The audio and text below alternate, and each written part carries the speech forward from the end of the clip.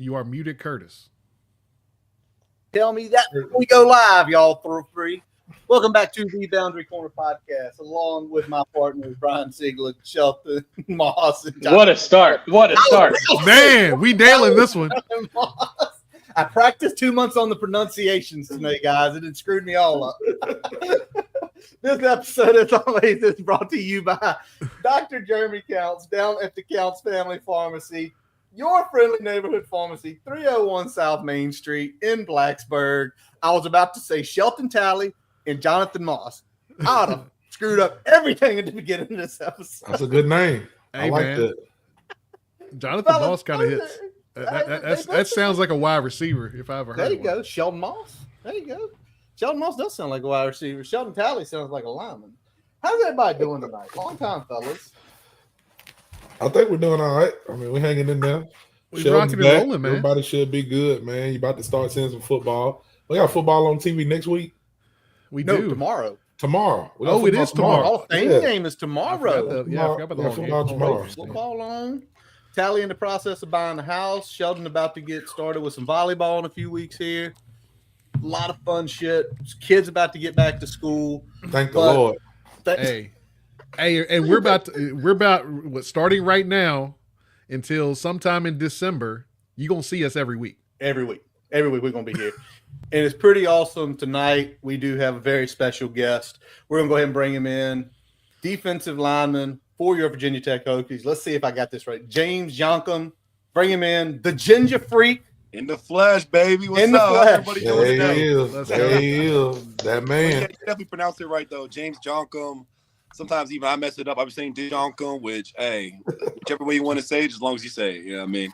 Hey, James, People like call me the junk man. Like, the junk man. I like Hey, that. I like that. I like that. Hey, I that. know You gotta get a I shirt. know I've been going off in the game with him. I'm just Hey, go ahead and say that. okay. that's right. That's There right. you go. Hey, Hey, I know I've in the been- official pronunciation you got your name, but you also got Ginge thrown in there. Ginger. oh, yeah, Yeah. without a doubt. That's my second name. All right, Yeah. all right. That's There we what's go. up.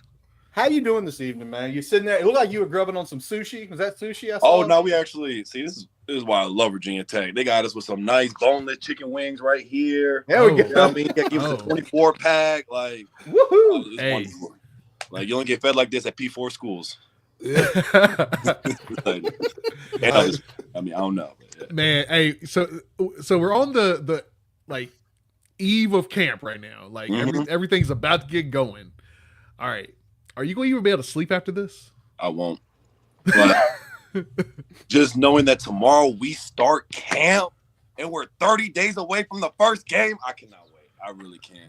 But I'm just more focused on getting better every single day through camp because there's still a lot of stuff I got to learn to get better at. So I'm excited for that process and that grind. Has it Are you always a- been? Has Oh, it go ahead. always been like that for you? Like Yeah. the day before camp, whether high school or college, like just Always. wired. I'll be going to sleep watching Ray Lewis or James Harrison's Football for Life and just like getting so Okay. pumped up and just like I can't wait to do that. I can't wait to have my own Football for Life documentary or my own 30 for 30. But it's just it's really just the excitement of it's football 24/7. You know what I mean? That's the part that I love the most because I love this game. Like I never get burnt out, never get tired. Like it's nice having everybody on the team, kind of like we're all on the same type of time now. So it's lit. Jay, can you remember them as your teammates? Please do not hurt nobody on that offense. we need everybody to start the season. Hey, Please. iron sharpens iron. That's all I can say. If I get hurt, I get hurt. They get hurt, they get hurt. But we don't go out during practice. That's for sure. Hey, that's football right there, man. Mhm. Hey, you gotta love that mentality though. But I know this is your first camp at Virginia Tech. I know you've been through some fall camp so far though. So Mhm. when you're going through that camp, is there a certain time where your body just kind of gets used to the banging around and the hitting after you've been through camp? It's about halfway through week 2 because you know what I mean. That first week is just helmets and shells. I mean, really just helmets for the first 2 days. Then the third day, we finally get shoulder pads. We get to hit in, and then we don't really get to hit till like, I guess we don't get to go live. From my past experience, like the second week. So it's really like after that second week, after that live practice, like 2 days after that live practice, when it's like, all right, we done went live. We didn't go live for damn near 202 days. Do you still have that same intensity? and I always got it. Like, that chip on my shoulder never falls off. That's what's up. Yeah. So James, let's talk a little bit about your journey for people who may not know you as well. So start out, you're a Virginia kid from Springfield. Yep. You hit up Independence Community College out in Kansas to get your start, and then you transferred to Arizona State, where you spent a couple of years, got some decent playing time over there, and then you go to Eastern Michigan, where, for those who don't know, he was not only the highest graded linebacker or highest graded defensive player on the Eastern Michigan squad last year, but the 19th highest graded linebacker in the country, even though you've played a little bit of defensive line as well. We'll talk about that in a little bit because you're obviously a very versatile player. But all these different schools, different places, tell us about your journey and what do you feel like you've learned about yourself along the way? I mean, one thing I learned about myself is that I'm resilient. Like, there's nothing that can be in front of me that can stop me, because I done had some injuries that people would have just packed it in and said, you know what, I'm just gonna go work a 9 to 5. And I'd had situations where it's like, dang, I don't think I can make it out of this. Like, even before I went to Independence Community College, I went to this school. I went to a private school my senior year, called Avalon, and that was an hour and 45-minute metro ride there and back. And not to mention, even after games, nobody lived in my area, so I had to take the metro home after games. You know what I mean? Hurt, bruised, ankle messed up, turf toe, walking on the metro with my shoulder pads and gear just to go home. So it was that situation that really showed me that, like, if I went through that, I can go through anything. Like, injury on the way is not going to stop me from getting to the league and becoming a Hall of Famer. So it was really that semester that really taught me, like, anything that I face, I can overcome. Like, I didn't start at literally the legit bottom and crawled my way up to get to where I'm at right now. Yeah, I know we talked about this a little offline, but like stuff like that part of your journey, that shows, and you learn real quick how much you love football or whether you don't love football, right? Yeah. Like when you're going through that type of thing, you learn very quickly. Mm-hmm. I love this game enough to give it the blood and give it the time and give it all that effort. Yeah, that's facts, and that's without a doubt I do, because I've seen so many people from my high schools to especially junior college, where it's like you see so many talented people who just don't have the correct mindset or the necessary mindset.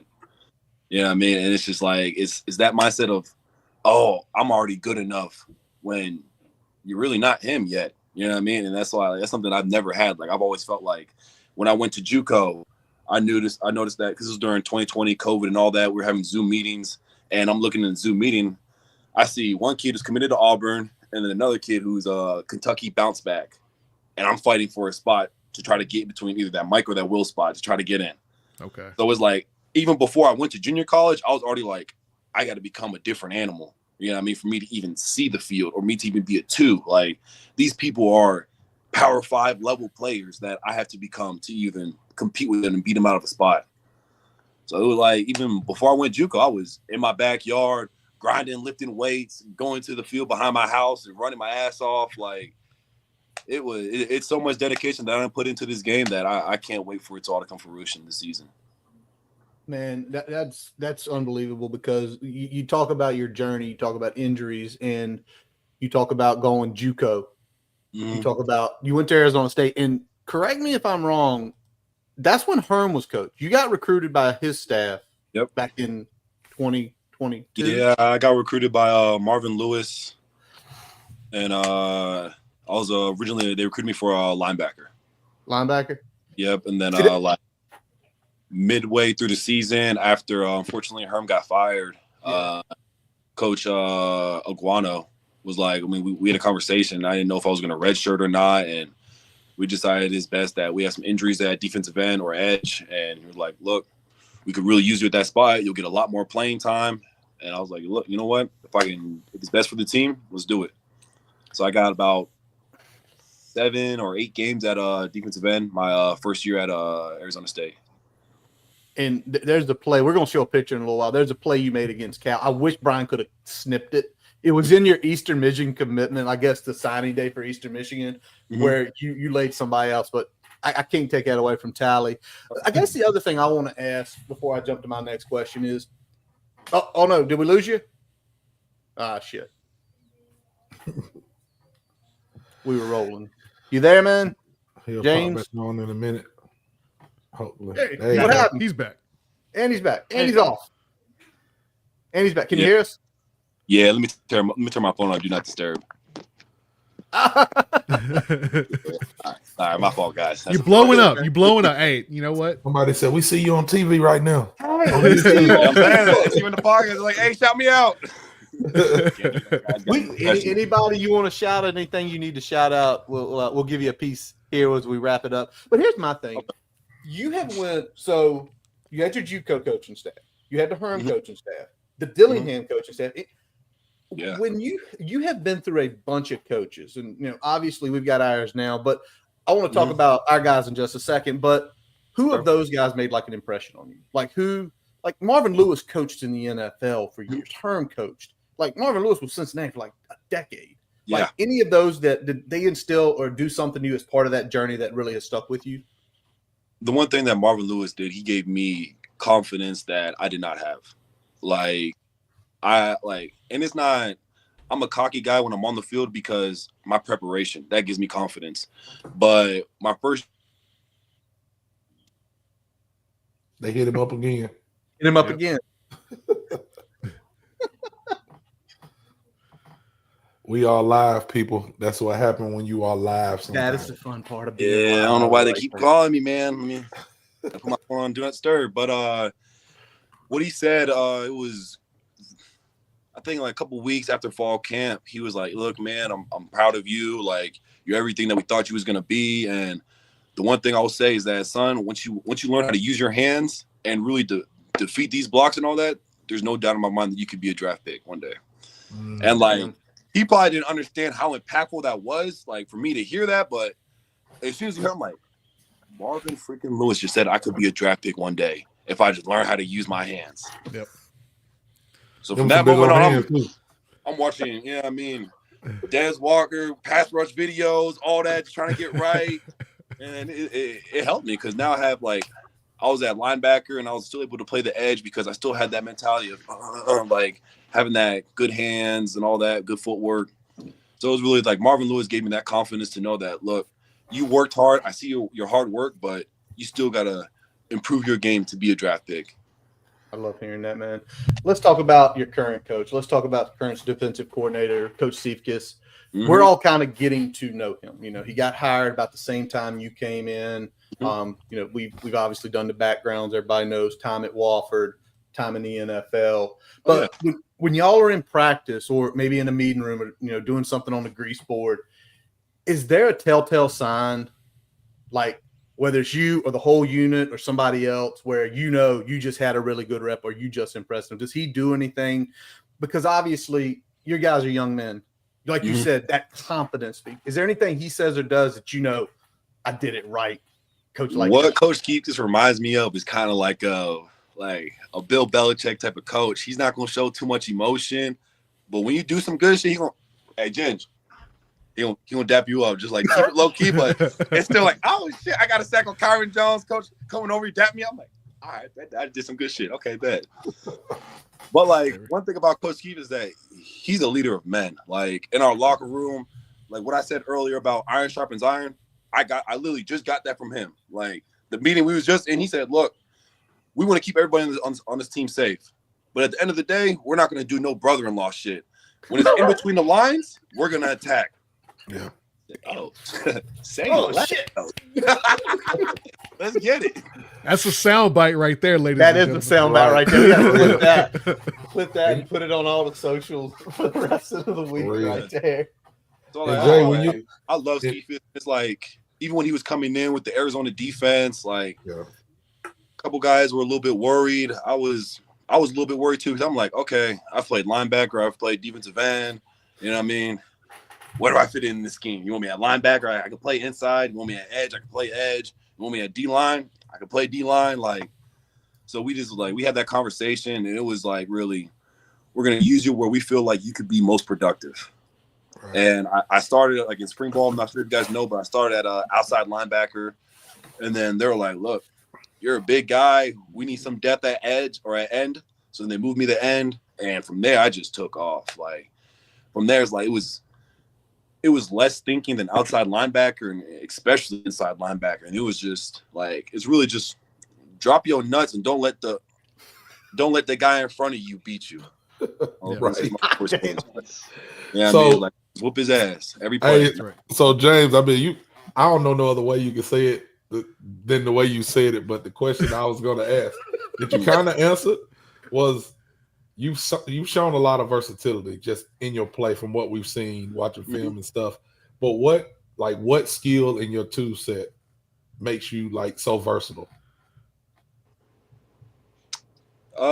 Definitely my work ethic, because it's just something that I've never been the fastest, strongest, biggest, or even smartest. Like I've just had that grind where I'm gonna rewrite the same play down until 3 o'clock in the morning until I get it instinctively, and then once I get it, I'm gonna write it down again. Because if I know this playbook like the back of my hand, then I can start playing within the playbook. Like if I know I got let's say if I have a stunt on the offensive tackle, and I know that maybe a safety is coming to blitz. All right, bet that he's coming from depth, so I can get a little bit more width, get in his face a little bit, then redirect and get in my gap.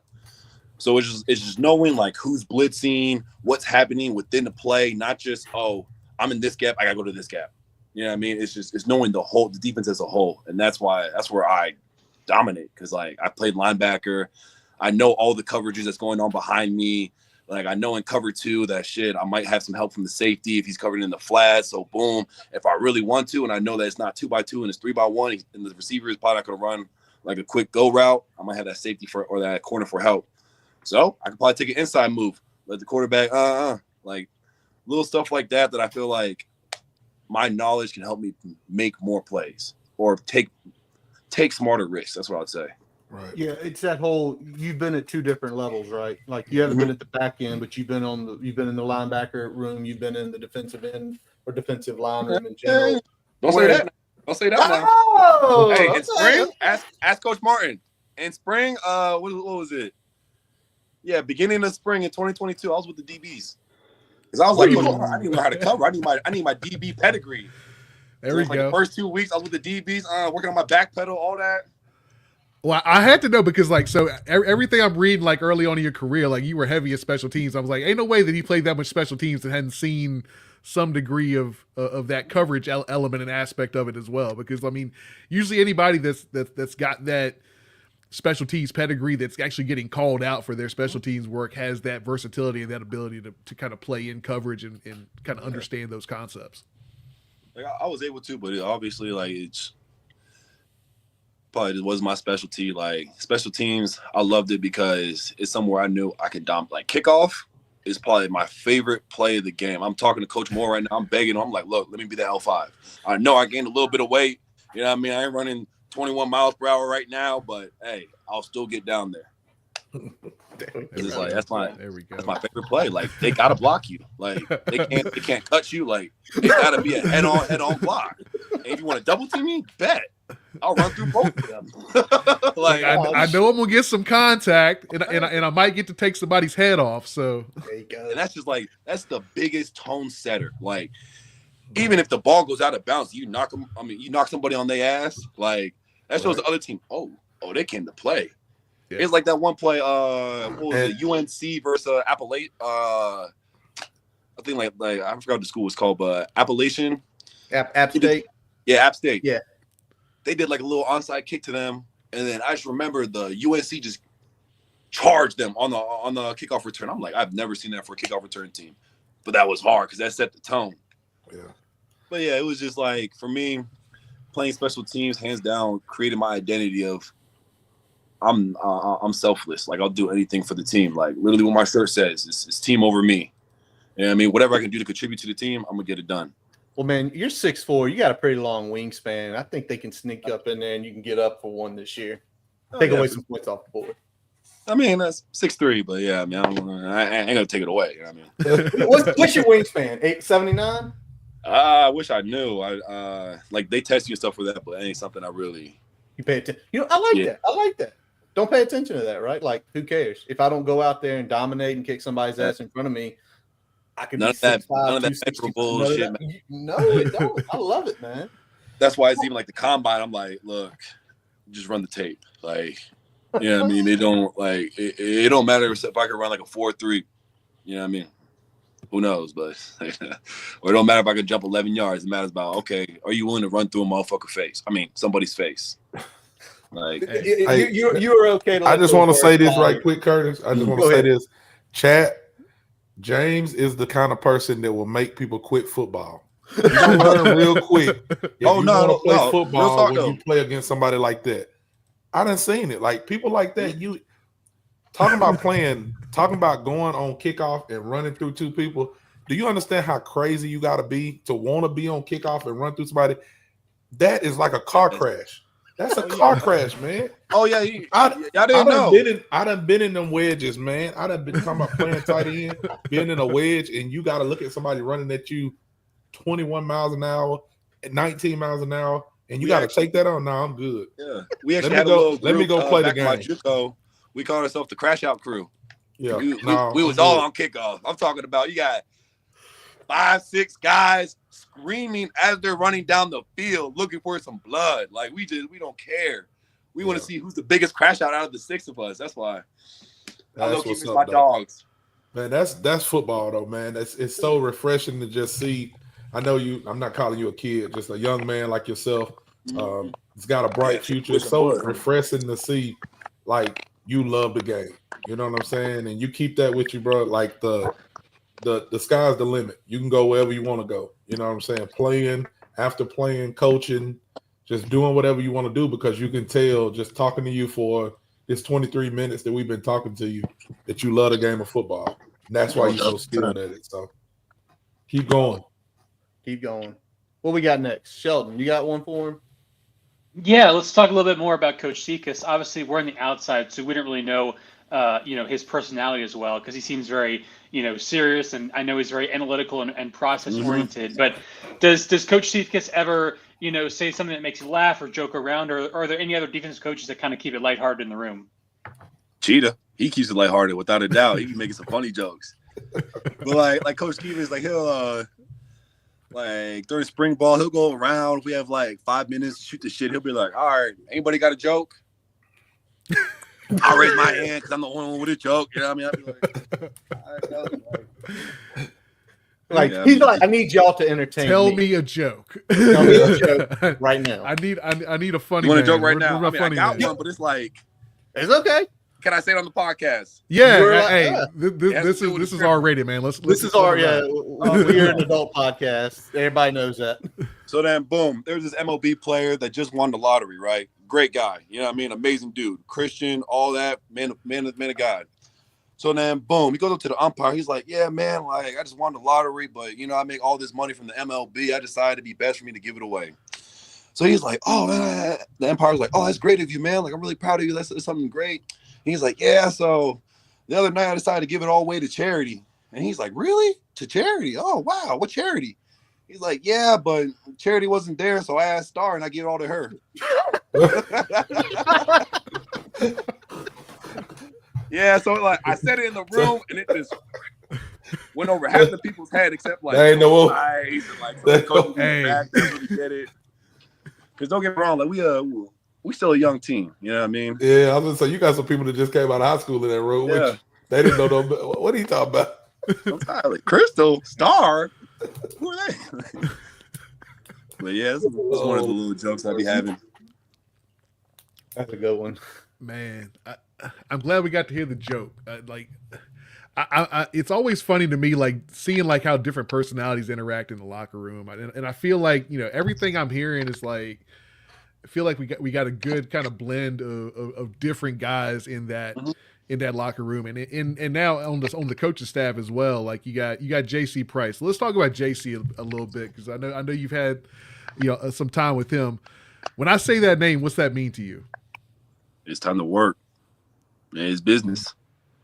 JC Price is business. Like he's a Virginia Tech defensive line, model. Like he done been there, he done that. He had his time. Now he's like, look, I'm here to coach y'all. It's y'all's time now. I done been there, I done that. Now it's time for y'all to do it and do it, kind of thing. But yeah, he's a great coach, and the one thing I love about him the most is that he don't sugarcoat shit. Like today he told everybody, he's like, look, there ain't no starters. All y'all gonna have to work for your spot.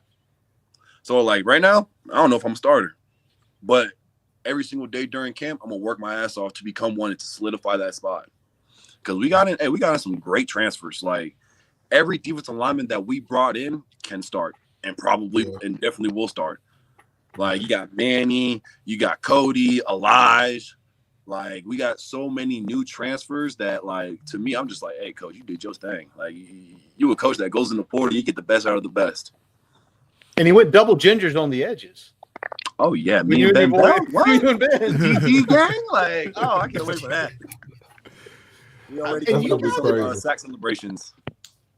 Oh man, sack celebration with 2 gingers. Can't wait till y'all meet at a quarterback. And when this happens, it's not if, it's when. You gotta move. My phone got 1%. If it dies, my fault, y'all. I should have been more prepared. All good, man. Dude, you a day before camp. It's amazing you're on here with us right now. That's right. That's right. So, but that is JC. We've had a chance to talk to JC a couple times. I mean, if y'all, for those out there, maybe new listeners or whatnot, we interviewed JC last offseason, and he was right, man. JC don't sugarcoat shit. He was in. I mean, that interview we had with him was crazy. So we're gonna let James get sorted out here for a couple seconds. But hey, wasn't there something going around social media that said all genders are black? What? Yeah, that was on. That's been going around social media that genders are black people. All genders are black people. I'm just telling you, man. That's what I've been hearing on Facebook. So your problem is being on Facebook. Ben Bell is black. Ben Bell is black. Ben Bell is black. Sheldon, you need to go look that up, man. That's real. I think you got red hair too, Sheldon. You got some red hair somewhere. Looking like it. I don't know. I'm pulling this up here. We're gonna get him back in just a moment here. All right, Curtis is efforting this via Google. No, I'm going to Twitter. Twitter's truthful, right? Oh, yeah. Twitter don't ever lie about anything. Yeah, it ain't even called Twitter no more. Sheldon gonna get on you about that. It's called X. I'm never calling it X. I'm never calling it X. I'm seeing some TikToks on here. Telling you, man, that's what they've been saying for like the last month. I don't know where they came up with it, but it's out there. I mean, you can say anything. Yeah. I mean, it is a trend on TikTok. See, Sheldon thought I was crazy because I'm an old man on Facebook. According to the internet. According to the internet. Oh man. Hey, so, while we waiting, I know we'll get him back in. Can we put this picture up? Can we put the picture up right quick? Put the picture up right now. Put the picture up, Brian, while we're waiting, man. Look at this. Look at this picture, man. I need people to understand what's going on. I know that's kind of cropped, so you can't see it. That is one human being picking another human being up and suplexing him and smiling. Oh yeah, hands down, favorite photo. That's there you go. He's back. He's back. Right as you were getting into it. I was telling the chat if they didn't understand what was going on, that that's a human being picking up another human being and suplexing it, and smiling while doing it. Man, what I mean, is this how you feel when you playing football? Is this the energy you have while playing? Every single play, because in that moment I'm like, oh, y'all finna slam his ass. Like, oh, it'd be the best feeling. That's why, like, that and when it's face to face and I scoop them under the legs and I slam them on their back, those are my 2 favorite tackles. Because it's the most like, damn, I just got bitch type of tackle. Like, damn, he really just did that to me. Like, it's demeaning as a man, and I love that shit. Like, and the thing is, this type tackle, there's video. You've done this multiple times, man. Mm-hmm. And I'm like, I'm sure it's the pleasure going through your head when you know I got you. You ain't going anywhere, and you got to fucking feel it. And you know their point of view is helplessness. It's just like whenever he decides to let me go, it gonna hurt. Mm-hmm. I'm hoping I can hold on to the ball. The best part is when it's like a running back and they think they got you going downhill, and all of a sudden you stop that momentum and then pull them back and then just go over the top with it. Just blam. Now I'm gonna ask I think this is an obvious question. I am assuming when you slam somebody's asses down, they hear about it and they know about it. Oh yeah, I talk that shit afterwards, without a doubt. Got to. Like, what? You gonna feel me and you gonna hear me. You got to let them That's know. how I play. Like, You got to let them know.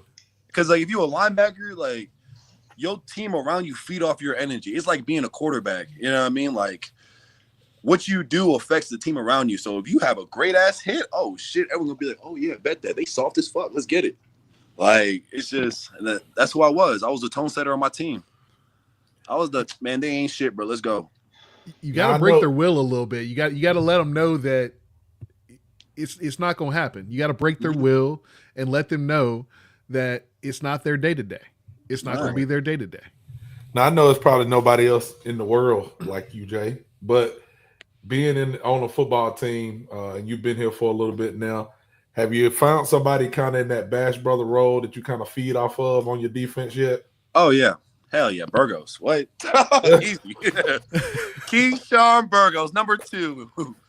Like, that dude is a crash out. The definition of the word. I love him though. Like, he's somebody that you know that no matter what, shit, we in the alley, we at the bar, he got my back.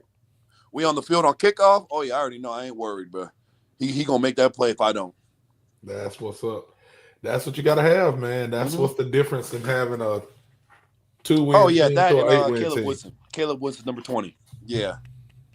That's Tally's boy. That's Yeah, Tally's he be crashing out. I love that. watching him play. Man, we're so excited to see y'all just, get started to doing what y'all love to do, man. It's like I said, us as fans, we sitting back rooting for you at the games, rooting for you. But for you to come on, first of all, we appreciate you, but also just with the energy, man, you could tell that this is no fabrication. You know what I'm saying? No extra nothing. I know you eating some wings, and that probably make you feel good, but I can tell you wake up like this. And to see somebody playing, like I said, seeing somebody playing that just have that kind of enthusiasm is like infectious. My old ass feel like going playing. Let me put my helmet on. Shoot. Oh, shit. Still got a helmet. Let me get out here. I know they got some 37 UT. Okay, I see you got the helmet on You know already. what I'm saying? I might Yes, sir. I might need to go out here to 37U. 37U. You got eligibility left, right? Well, there's a will, there's a way. You can always make it to the league. Man, I gotta get to work. I gotta get to work on Mondays. I ain't finna go out there and get beat up for them boys. You can be looking like Mark Wahlberg in Invincible. Exactly. So let's throw this out here real quick as we get to wrapping it up. When everything starts tomorrow, what's the one thing you're most excited about? Say it again, my father didn't hear you.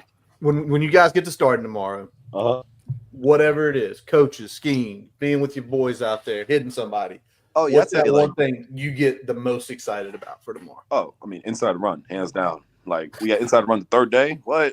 I'm waiting for that. Like, right now, it's just not saying it's not exciting, like, but we're in spiders, and I'm a defensive lineman, so it's like it's a lot of you know what I mean, like hand fighting, slap boxing and shit. But when some shoulder pads come on, oh yeah, it gets real in the trenches. You're ready to hit. Because at that point, it's like, shit, I got my pads on, you got your pads on. Ain't no brother-in-law shit. Let's go. You know what I mean? Brother-in-law shit. That might be the line of the year. Brother-in-law shit. Put that on the t-shirt, everybody. Okay, so wait a sec. Is day 3 Saturday or is day 3 Sunday? Ooh, that's a great question. I live life day by day. I don't know. I say, I hope it's Saturday. The sooner the better. It happens when it happens. Exactly. Now, Jay, I know you was talking about the defensive players that they brought in. They did a pretty good job on the offensive side of the ball as well. Have any other new running backs or offensive players been sizing you up? Oh yeah, that boy Bully. Hell yeah, from Bowling Green. He's like, oh, you was in the MAC too? I was like, hell yeah. He's like, you lucky we didn't play your ass. Lucky we didn't play your short ass. Like, nah, but like, I love Bully. Like, he's somebody that he gonna get after. Like, he's a running back. Like, yeah. Buddy got that chip on his shoulder. He ready to run through anybody, and I cannot wait to see him. He kind of reminds me of running back from Arizona State, my boy Scatterboo. Like, okay, he got that dog in him. I'm excited to see him play, without a doubt. Definitely. What about on the offensive line? There's a bunch of new faces kind of pulling through. From our perspective, what's it been like? I know you had a little bit of experience with that in the spring. What's that been like so far? What do you like about those guys? Oh, no, I'm excited. This is the most athletic offensive line group I've ever been a part of, hands down. Like, we got my boy Lath Gannum, my roommate, who's he be working his ass off, and on the field, you see that shit show. Like, Johnny, number 79, he's a dog, like, probably one of the most flexible offensive linemen I've ever seen in my life, and he's athletic as hell. And then you got Tomas, I'll be saying his name wrong, but Buddy's a freaking giant, and he can move. But yeah, it's we got some dogs in the offensive line. Like Kyron, he gonna feel safe in that pocket this year. That's what we need. That's music to our ears. Music big time to our ears, man. Music big time to our ears. All right, before we get one last question, anybody you want to shout out? Anything you need to shout out? Shit, hey, shout out my mom, Ma Dukes. You know I love you. Can't wait to see you first game. Shout out my boy Coach Nana, RDF. You already know, best trainer in the whole world. And shout out Hokie Nation. I'm gonna need y'all to show out every single home game this year. You know what I mean? Come out, let me see your Hokie pride. Yes, sir. There we go. I love hearing that, man. All right, Brian, the traditional. All right, we're gonna close it out. I mean, you've been here 4 or 5 months at this point, maybe almost 6 months, I guess, at this point. You got a go-to food spot. I know you got the wings there that you pulling in after practice, but what's the go-to spot for you so far? It's been the same spot wherever I go. Chipotle. There we go. And they ain't never gonna change. Like you can't beat Chipotle's pricing anywhere. Like, and especially the way I be doing it. Like I used to have some fat friends back in high school put me on game. They're like, hey, because they be trying to keep you with that one little small scoop of meat and all that. I'm like, nah, can I get a little bit more but not extra? I appreciate you though. Because they try to charge a little bit more but not extra is key. Try to charge you extra like $4. I'm like, nah, get out of here. Y'all tripping. I get a little bit more, but not extra. Okay. He said, "Don't give me the fat sacks. Give me just a little bit more." I was like, that's all I'm asking for, just a little bit more. Just like, you know what I mean? Half a scoop. It ain't coming out of your paycheck. But yeah, that's why, like, Chipotle, hands down, that's my spot. But hey, if there's some spot in Blacksburg that's, you know what I mean, want to throw an NIL deal for some food, I'm all for it. I 100% bet that really soon somebody's gonna be throwing you some NIL stuff around Blacksburg. Once they start seeing you, first of all, play, but also energy that you bring. So just keep being you, man. Thanks. Appreciate keep being you, brother. Hell yeah. Yes, sir. Curtis, you got anything else? Oh, I think you're on mute, bud. He's muted. I was gonna say he was muted. I'm muted. This last for the last 40 minutes. I mean, and even beforehand, y'all didn't get to go through the backstage shit that we were talking about with James here. But listen, man, good luck to you this year. The energy you brought tonight, if that resonates with this whole team this year, it's going to be a special season. Thank you for sharing your story, because I think there's a lot of people out there, and it doesn't matter football or life. Your story from Springfield, Virginia, to a private school, Independence, to Arizona State, to Eastern Michigan, and finally landing back at home for that final season. You're getting the accolades. Like Sheldon said early in the program, you got recognized last year as being one of the best top-rated linebackers in the country. It's awesome to have you here. It's awesome to see you play. And, man, I can't wait for Labor Day weekend. I can't wait to see you the first time coming out of the tunnel with 66,000. Hopefully, maybe one of us can make it up for that game. We're going to try our best. But y'all got to. What? Most def. Well, man, you James, we were mentioning we married. Tally buying a house. He got 2 kids. He putting a girl through college. I got 3 kids. Sheldon's job is a weekend type job, but we are going to try to make everything in our power. Well, some games. Pack them in the minivan. I'm going to get y'all some tickets and then show up. Let's get it. All right. So, there you go. There you go. Baby. Yeah. Well, James, we appreciate you joining us tonight. And y'all, that's going to wrap up this episode of the Boundary Corner podcast, brought to you by Main Street Pharmacy. I'm Curtis Wilson. Brian Siegler. Jonathan Talley. And I'm Sean Moss. Along with the junk man, because my boy Robbie just texted me and said he's got to make the junk man work. Along with the junk man, James Djonkam, the ginger freak here. Hey, y'all know why they call me the junk man? Go ahead. Wow. Because I take out the trash. There we go. Visit our website, boundarycornerbt.com, to listen to this episode and all of our episodes. Follow us on Twitter, Facebook, Instagram, our YouTube accounts, any pod source you can think of. As always, the music you heard at the beginning of the program was our buddy Jason Long, who's down in Roanoke. He plays us in. He plays us out every week. Check out jasonlongmusic.com, where we'll link you to all of his music, Apple, Spotify, and his YouTube account and Facebook pages. Also, on his website, we'll show you where he's playing live music. I forgot to bring that up tonight, and I'm sure he's playing somewhere local this weekend. We appreciate, James, you showing up tonight, giving us some fun times. Yep. Y'all take one more look at that smiling face before we get out of here. There we go. Yeah, that is pretty funny. There we go. There it is right there. We appreciate y'all in the chat, and we appreciate you all for listening. And as always, let's go. Hokies. Hokies. Yeah.